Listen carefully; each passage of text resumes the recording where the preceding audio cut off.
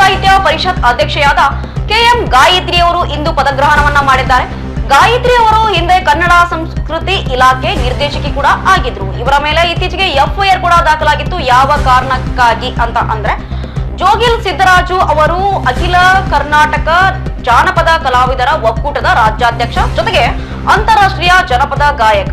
ಇವರು ಕರ್ನಾಟಕ ರಾಜ್ಯ 31 ಜಿಲ್ಲೆಯ ಪ್ರಾಯೋಜಿತ ಕಲಾ ತಂಡದ ಸಂಭಾವನೆ ಪಾವತಿ ಆಗಿರಲಿಲ್ಲ, ಅದನ್ನ ಮಾಡಿಕೊಡಿ ಅಂತ ಕೆಎಂ ಗಾಯತ್ರಿಯವರ ಹತ್ರ ಕೇಳಿದಾಗ ಜಾತಿ ನಿಂದನೆ ಮತ್ತು ಅಧಿಕಾರದ ಅಹಂಕಾರ ಇವರು ತೋರಿಸಿದ್ರು. ಗಾಯತ್ರಿ ಅವರು ಯಾರಿಗೆ ಅಂತಂದ್ರೆ ಜೋಗಿಲ್ ಸಿದ್ದರಾಜು ಅವ್ರಿಗೆ, ನಿಮ್ಮಂತ ಹೊಲಿಮಾದಿಗಳ ಜೊತೆ ನಾನು ಯಾವುದನ್ನು ಹೇಳಿಸ್ಕೊಳ್ಬೇಕಾಗಿಲ್ಲ ಅಂತ ಹೇಳ್ಬಿಟ್ಟು ಮತ್ತಷ್ಟು ಆಕ್ರೋಶದಿಂದ ತಮ್ಮ ಮುಂದಿರ್ತಕ್ಕಂತ ಮೌಸ್ ಪ್ಯಾಡ್ ಅನ್ನ ಏನ್ ಮಾಡ್ಬಿಟ್ಟಿದ್ದಾರೆ ತಗೊಂಡು ಅವರ ಮುಖಕ್ಕೆ ಎಸೆದಿದ್ದಾರೆ. ಮೊಬೈಲ್ ಕೂಡ ಕಸಿದು ಹಲ್ಲೆಯನ್ನು ಕೂಡ ಮಾಡಿದ್ದಾರೆ.